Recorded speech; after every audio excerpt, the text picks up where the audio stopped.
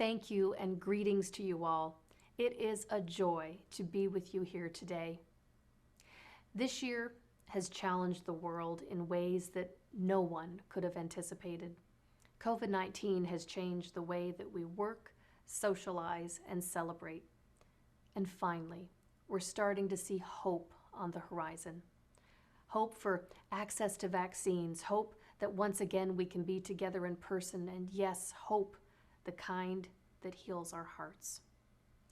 We have spent much of the last year coping with what the world has placed before us.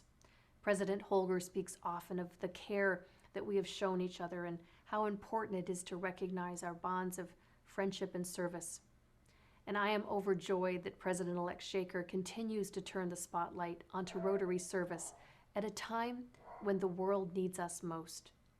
And yes, there are still challenging times ahead, but the world needs us now more than ever, and Rotarians need each other to stay connected and continue to take action against COVID-19. That is the leadership that is entrusted to each of us as leaders in our great organization, to be brave, to be intentional in our actions. I want to share a story with you about when I served as a club president. I must say, I loved being a club president so much that I really hated sitting down at the end of the year. That year was 2001, and I was one of President Rick King's Regal Eagles. It was also the year that will forever be remembered for the date 9/11. Who will ever forget what happened on that fateful Tuesday? My home club meets on Tuesdays, and around 10 a.m. I started receiving calls and emails asking if our meeting was canceled. Somehow, I knew at that moment that we needed to be together, to be in shared experience.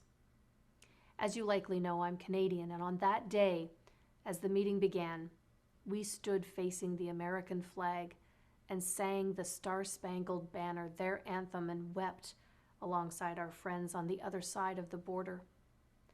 Our speaker on that day was a young Rotary scholar who was heading to study in Poland. We quickly changed the format, and he and I simply sat in front of the club and had a discussion. And he had incredible observations about peace. The love and support for each other and for our American friends was profound. And it's times like these that you truly feel the impact of the family of Rotary. Over the past several months, these are the same kinds of moments that have played out across the globe over and over again. Our ability to look out for each other, to weep together, to pray together, and to protect each other, both physically and mentally. I'm sure that many of you have heard this quote from Maya Angelou. She said, "I've learned that people will forget what you said. People will forget what you did, but people will never forget how you made them feel." That is the family of Rotary. I guess what I'm saying is be that person. Be the kind of leader who is brave enough to say and do nice things for your members and their families. They will never forget how you made them feel. And the even greater reward, you will never forget how it made you feel. I want to spend the rest of my time with you talking about something near and dear to my heart, the creation of Rotary moments and Rotary's public image. It used to be that we were encouraged to do our good work quietly and not for recognition. It's really only been the past decade where telling our story has become one of our strategic initiatives. What we've learned is that when we tell our story, like-minded people want to join with us. It's actually one of our greatest membership tools. Who in this virtual room doesn't have an amazing Rotary story? Each and every one of you has experienced the joy of a Rotary moment. It's taking it that next step and understanding that when you share them, you can help to change people's lives. When the simple and the ordinary collide with intention, it can become extraordinary. Rotary provides each of us with a platform, and a powerful one, to help shape how people see our organization. So, what are the stories that you have to tell, and how can you share them? The best way I can express it is that you want to paint a story with your words. It's about putting forward the human face and making that emotional connection. Our lives are rich with content, and your own personal stories are a powerful way to connect with Rotarians. It's about stepping back and looking at situations in your life and appreciating the lessons they provide for you and for others. Then, it's about sharing them. Imagine if we could engage our 1.2 million members as the greatest storytellers of our organization's accomplishments. Everything that we do affects our image and our brand.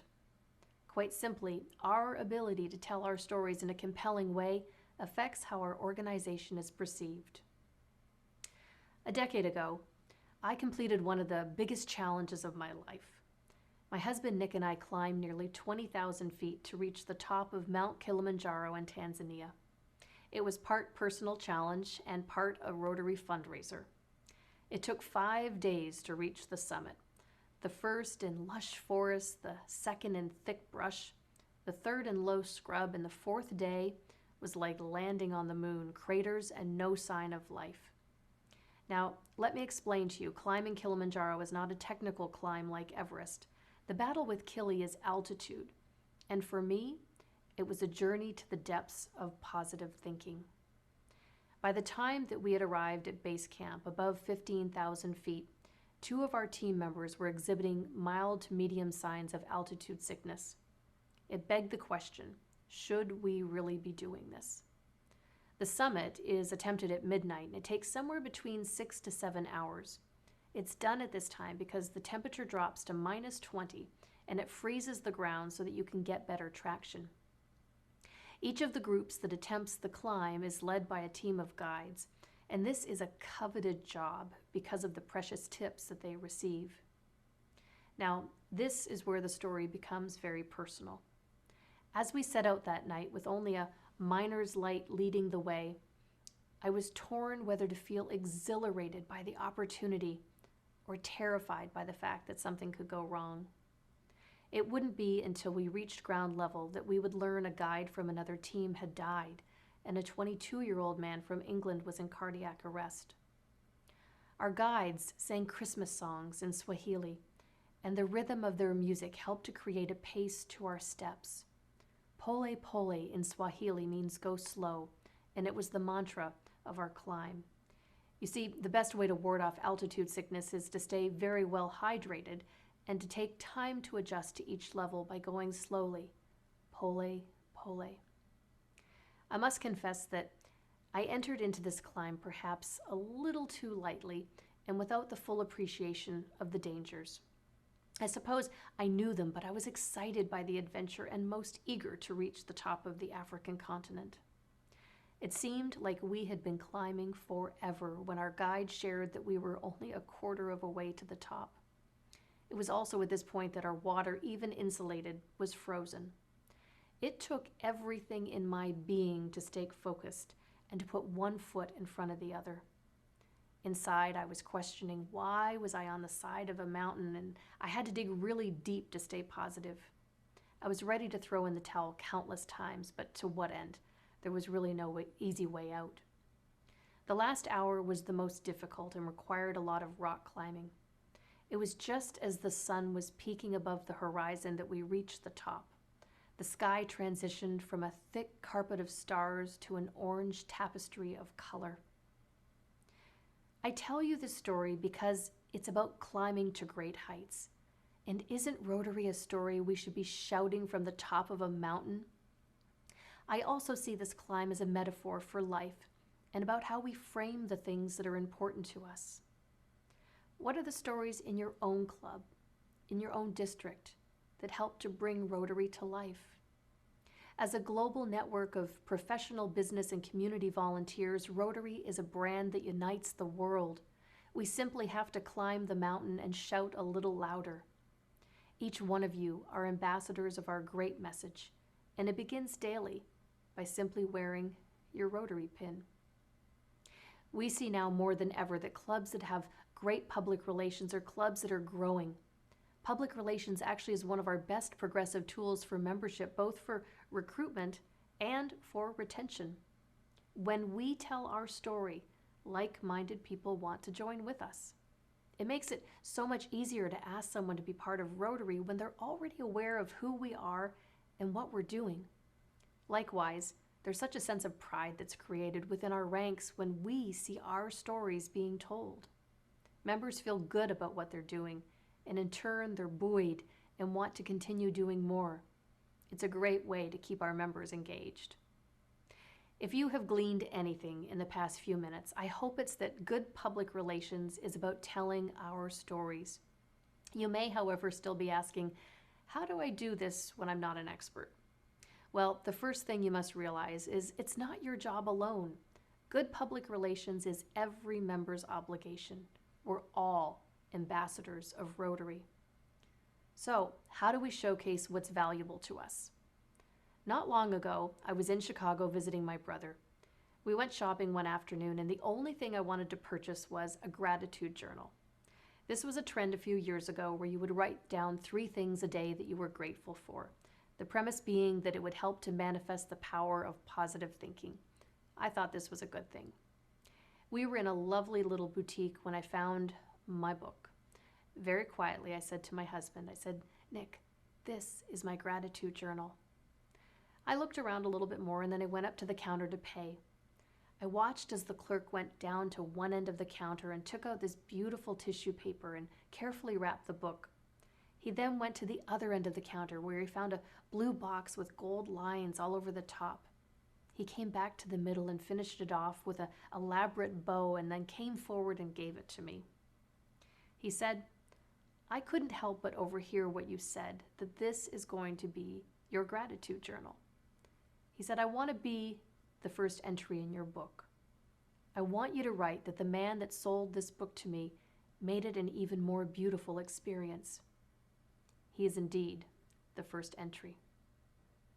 So how do we showcase what's important to us? What's the packaging, the special ribbons that we wrap around Rotary to make it even more beautiful? We do it through public relations. We do it by telling our story. Rotary, a brand that brings the world together. And so, I carry his message of gratitude here today to say thank you. Thank you for all that you have done, and thank you for all that you are going to do. You have already been touched deeply by our organization, or you wouldn't be sitting here today.